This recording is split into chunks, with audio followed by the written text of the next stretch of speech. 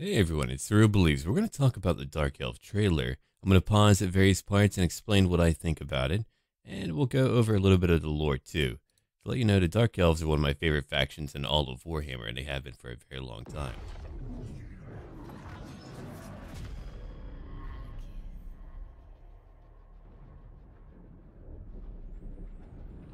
They would brand us unworthy.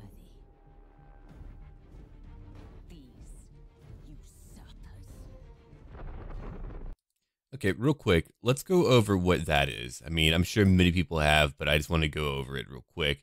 That is the Maelstrom, the vortex that's keeping chaos at bay. There are winds of magic flowing through the entire planet, and for a time, demons would walk freely on the planet. They would invade, they would kill, and slaughter. Then you had a lovely fellow called Kalidor Dragon Tamer, who, along with many other mages, would sacrifice, I guess, their lives, you could say. They're alive, technically, but they're in stasis, and they would sacrifice their lives to create a vortex. Think of it as a bathtub drain, where the water is constantly pouring out.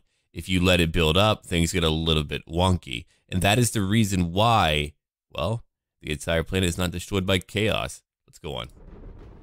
For though you have been burned, it only takes a cinder for a phoenix to rise. Okay, now let's go over who these two are here. To the left, you have the Witch King Malekith. To the right, you have Morathi, the Hag Queen. To the left, you have a fellow who wanted to be the Phoenix King. Many years ago, you had the Phoenix King, the very first one, Anarion the Defender. He would be the one who would lead the armies of Ulthuan against the tides of chaos. And thanks to him, well, we were able to survive another day. Now, what would happen is that while Malekith was a very talented fellow, he was apt in leadership, he was apt in war, and all of that, they felt like they needed a more steady hand, and that would be the council, the elves, the other princes of Ulthuan. Every single area of Ulthuan has its own individual kingdom and its own individual prince. They're all brought together by the Phoenix King. So they opted for a guy called Belshazzar. And Belshazzar was no Malekith, but Malekith, being the type of guy that he was at that time, said, sure, why not? I'm going to go ahead and bend knee. I'll be the very first one, in fact, to make a show that I'm cool with it.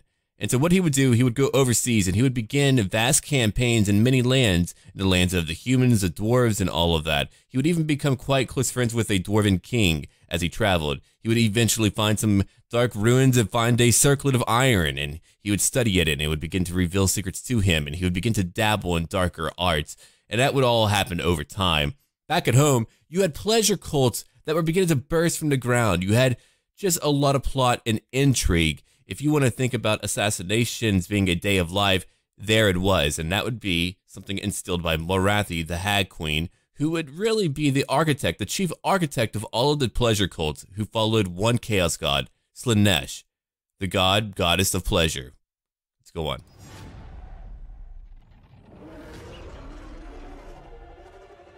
Their walled citadels.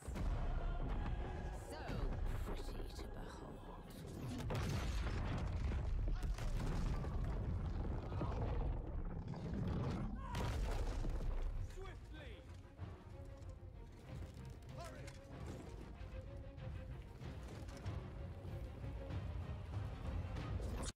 So real quick, just on that previous scene that we just saw right there, there's one thing that is really the chief archetype of what the Dark Elves are like, and that's cruelty.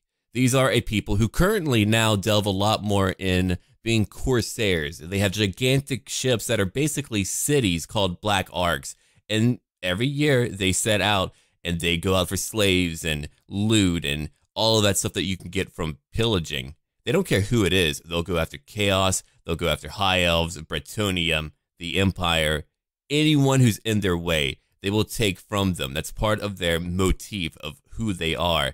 And if you really want to get a great depiction of who the Dark Elves are, what their culture is like, there's one writer, and his name is Dan Abnett. Read anything by him in any Warhammer setting, whether it's 40k or fantasy. He wrote the Malice Darkblade series, and that gives you a very good insight into what their culture and world is like when it comes to the sex cults, when it comes to the combat, when it comes to what they're all about. And if you like plot and intrigue, if you're a fan of a Game of Thrones, let me tell you, Dark Elf Society takes it and amps it up by 10. It is ridiculous how crazy the plots get. But one thing that I really enjoy right now is that we have a deep contrast in architecture. For the High Elves, they are refined and beautiful. For the Dark Elves, they are terrible and cruel. And you can just tell that in what they have. So I will say one thing that I'm very pleased with. The Empire I found to be very bland. Every individual county was meant to have like its own unique style and all of that. But here, I'm very pleased to see that so far, I'm looking at quite a bit of detail put into how they look, which again is a huge part of how you're going to feel when you play them. You want to feel like you're playing a Dark Elf. You want to feel like you're playing a High Elf. Well, not right now because they're kind of hanging out here, but let's go on.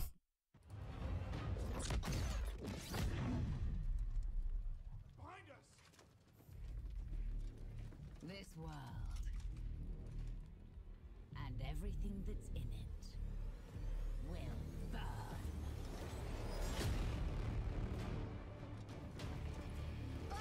So real quick, let's go over why he's wearing a Darth Vader suit of armor. The story really isn't too different at all. So whenever you become the Phoenix King, the idea is that you walk through these flames of Asurian, a god of, or a goddess, a god, just overall a mystical creature that rolls over, well, not rolls over, but anyway, you get my point here. There's a supernatural deity, that might be a better way to put it, and he has flames there over where the Phoenix Throne is at.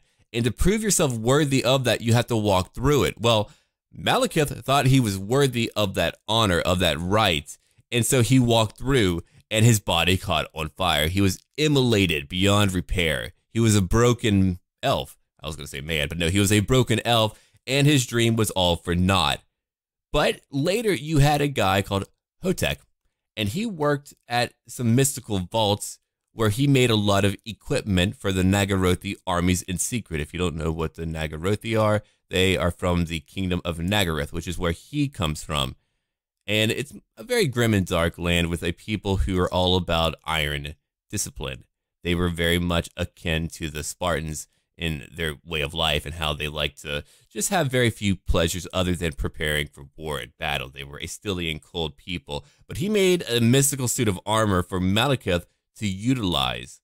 That way he would be able to stand upright, and it's literally fused to his skin. So you have a guy who's been burned beyond repair here, who feels like he was slighted by his entire people, who wanted to be king, and who's kind of mad and has a mother complex in a very strange way, though she is very, very, very powerful. I mean, look, you don't want to make her mad.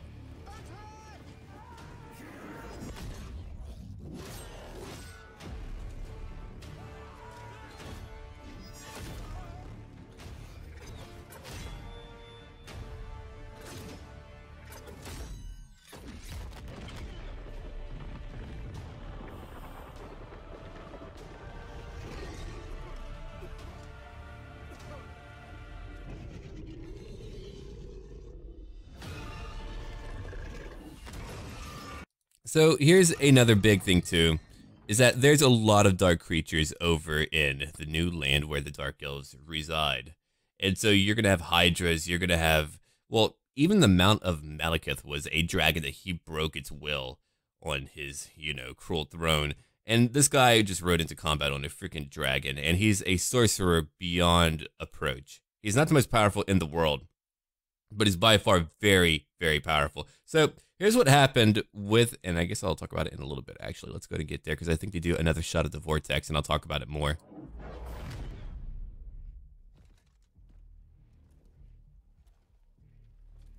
And with these ashes, my son, we have our revenge.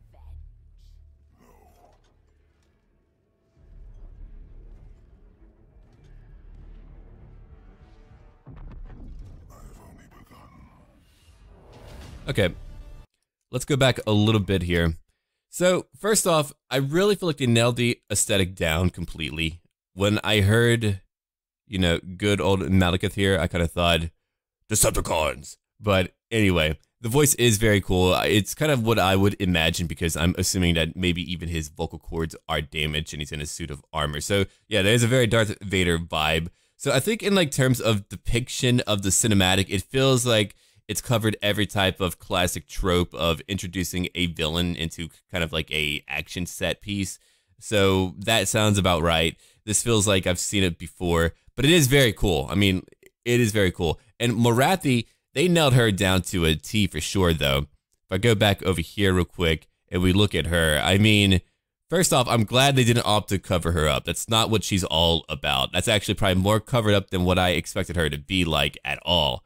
She is meant to be someone who just doesn't care, who is going to be nude if she wants to, is going to wear what she wants to. She's going to be an object of terrible desire, a seductress, if you will. And if you look in the background, I'm not sure if this was pointed out here, you could see the Dark Elven army begin to come out behind them. You could probably see a witch elf over here. You could probably see what? I'm trying to think. I'm not sure what that would be. Some type of assassin. The general army's back here. And let's go ahead and go over why we had, Ulthuan torn asunder at a later point, too. Well, what would happen is that they would begin to lose. The Dark Elves would begin to lose their fight. Their armies were broken, and then you had Morathi, and you had, of course, Malekith here, who were quite talented in the dark arts, and you had other sorcerers who were able to help them out, and I guess there would be kind of a last gambit here. Not much of a gambit, because he just hoped to destroy the world in a way. He wanted to potentially try to subjugate the powers of chaos to fight for him. And so they tried to break down the vortex, keeping everything calm and tame in the world. And what would happen is that when that would go down, you would have Kalidor Dragon Tamer and the other mages there awaken from their stasis, and they would immediately realize what was going on. And so amazing and so valiant they are that they would actually fight back and move the vortex back to where it's meant to be. I mean, can you imagine that? Being frozen for like 1,000 years, constantly serving as a conduit to keep the world safe, and then bam, you're like, oh, I'm free. I'm not going to run. I'm going to get things back under control. And so they did. And so these guys, again, sacrificed their lives again to get things back to where they were. And the Dark Elves had to flee, and there were many followers who joined them, and they left to the northwest where things were cold and hostile, and they live in a cruel, dark land as they're probably used to. And all right, let's go on.